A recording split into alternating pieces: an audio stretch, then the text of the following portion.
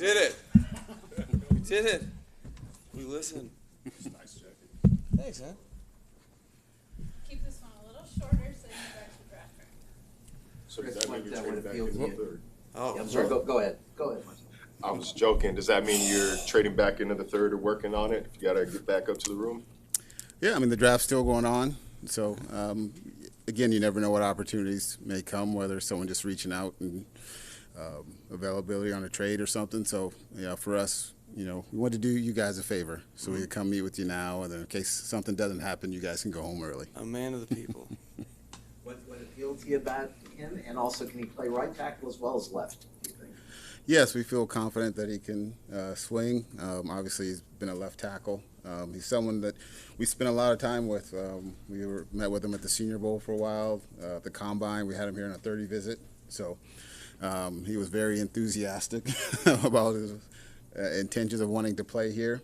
He really enjoyed his interactions with the coaching staff and us and watching him on film and some of the things that we liked about how he plays. And he knows he's got some things to work on. He's very honest and direct, and that's what we really appreciated. And we're very excited to work with him because I think he's a very talented player. What was it about the wingspan and the size that appealed to you guys the most? He just his athletic ability for a guy as big as he is. And just even when he's not perfect with technique, which, Butch and Mike and the staff here, Frank, have all shown that that's a very point that's emphasized around here very heavily. So for him, even when he's not perfect, when you have a guy that big with that length, that he can still block people at times when he's not right.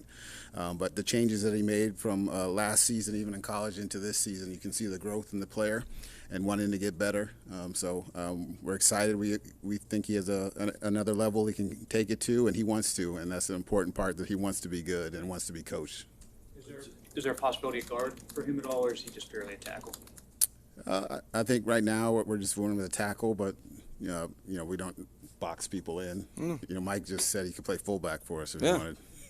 Chris? So Ron Armstead already contemplating retirement this offseason. Is this a potential plan in place in case he does decide to just play one more year? No, I think you're always looking at your roster like we've talked about. It's again, this was a player that we liked and spent a lot of time with and following our board, and he was the highest rated player on our board left still. So we don't really chase positions, trying to, draft out a need. This was a player we liked at a position that can add depth and come in and grow and compete for a role here in the future.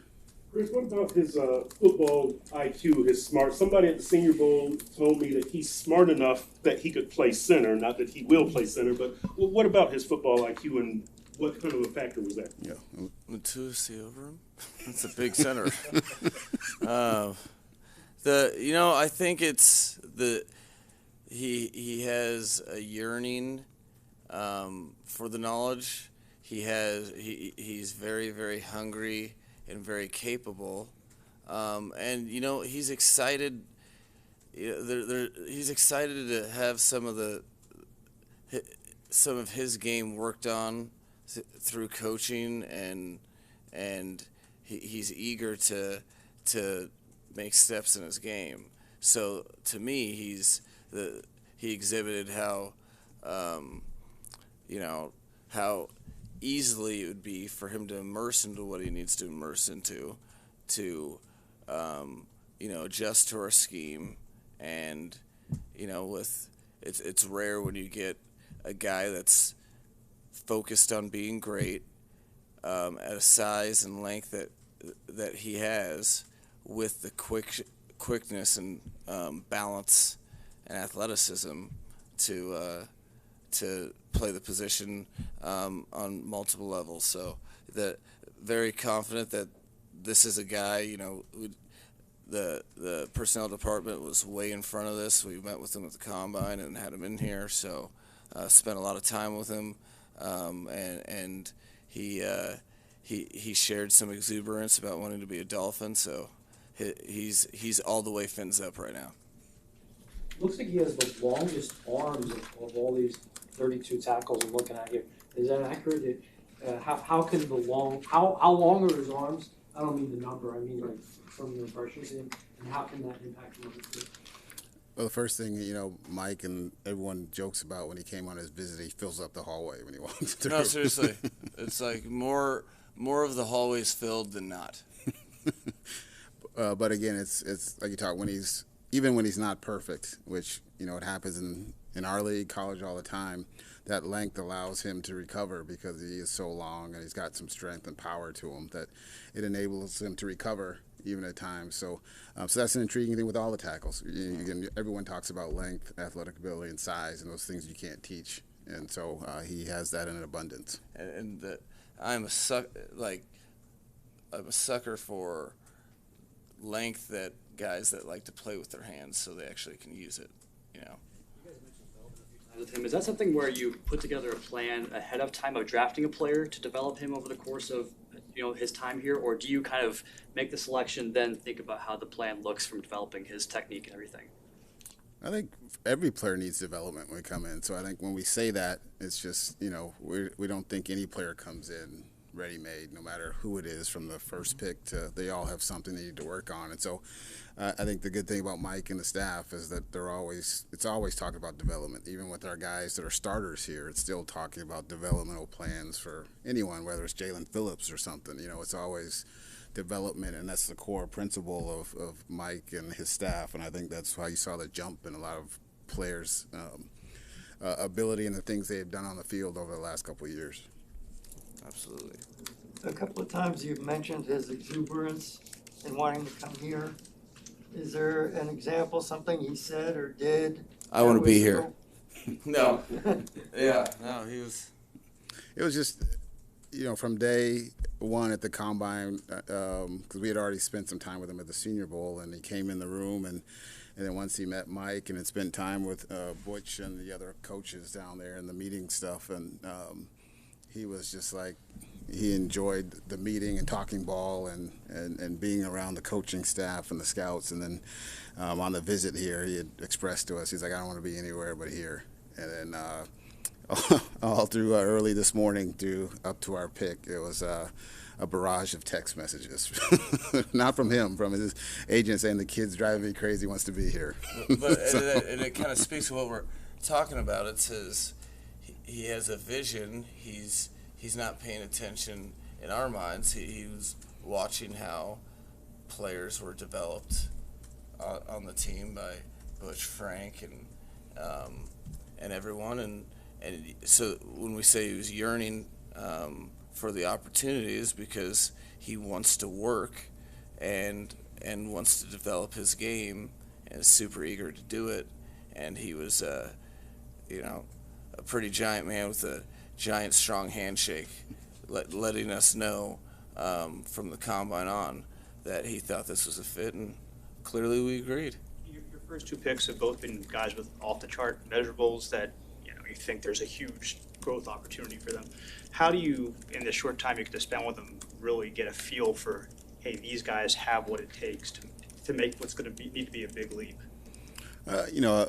It's a whole process. It all starts with all the work the scouts do in the fall of talking to, coaches, strength coaches, whether it's janitors at places, cafeteria workers, just to get who they are, their high school coaches, things like that. And then as we get to meet them from all-star games to combine, you start to piece things together and get to know who they are. But I think everything usually reveals who they are at some point through that whole process, because even if you're trying to fake it, you can't sustain it over that long a period of time. So here on the 30 visit again, we had them in here and spent all day with them and really enjoyed them, and nothing changed from when we had met them at all those different times, and it matched up with all the information the guys had gathered.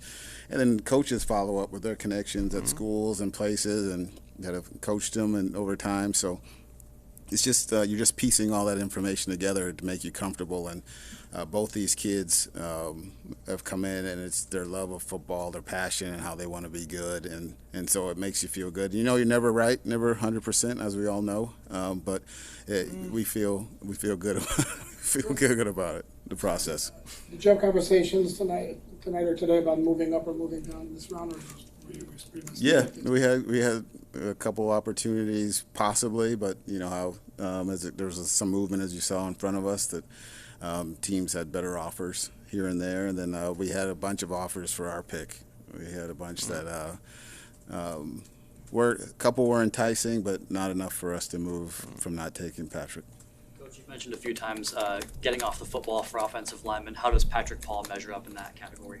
Well, that's it's intriguing to have again the off the tape. You're like, wow, this is a big guy, but there's position functionality, an athlete that has the foot quickness to cut off a B gap or get through the forward technique to the second level with urgency. So that projects as some cool displacement, as a tool for a blocker. And again, that's why we keep talking about the human being tied to the player, because those type of things, he has the ability to be really good at with a lot of deliberate work and motivation to do so.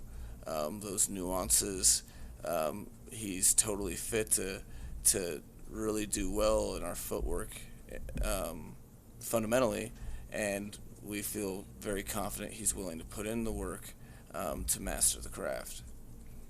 Obviously, this is not like it's picking a first-round quarterback where you call your existing quarterback. But Teron obviously is a guy you have great respect for, elite player in the league. And I know you mentioned your communication with him this offseason. Did it ever come up you might take someone who could eventually succeed him down the road? And is he the ideal guy with the character he has to help nurture someone in his position?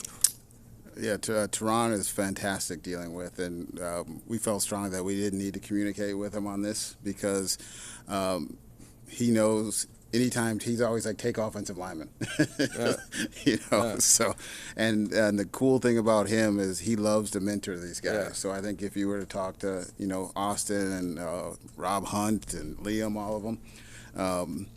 I think that's a big part of the work that Butch and Mike and Frank put in, but also what Teron behind the scenes with these guys does.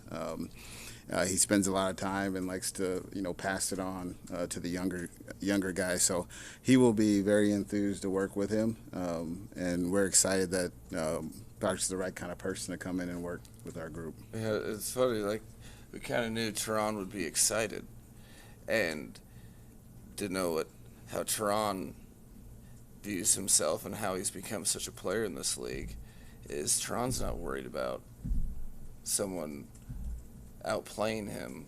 He wants to, just like how he came out from a small school and had people invest in him, he loves paying it forward, and he'll be the most excited. He might already have a jersey of his. When you speak about development for Patrick Paul, what are the specific areas you want to see that you want to see him improve once you get him in here? Literally, you want people to have the willingness to improve everything. And it's not like cliche, it's more like, if you have a mindset that, I'm good on this, that mindset's not, you have to come in hearing with intentionality the process with which we teach, and from starting his, tool in his stance to how he's coming off the ball and his overall mindset. That's never done. He's trying to master a new scheme. I think all of the stuff is on the table while he develops the type of athlete, and what Chris was alluding to is he's able to block people, a little out of position. So, what we look at is, well, how easy or impactful would that block be if everything was aligned? So there's, especially for offensive linemen coming to our system, it is every day is very valuable from stance and start. That's probably the first thing that you master is how we come off the ball, and for that to be impactful against an opponent, it has to be we want it to be the fastest, the quickest, the most deliberate that anyone does in the National Football League. So you got to train that and make it consistent, and then you move on to the next thing. But all's on the table, not because there's a hole, more because we're going to coach this guy to be the best player he can be, and we know he wants to be great.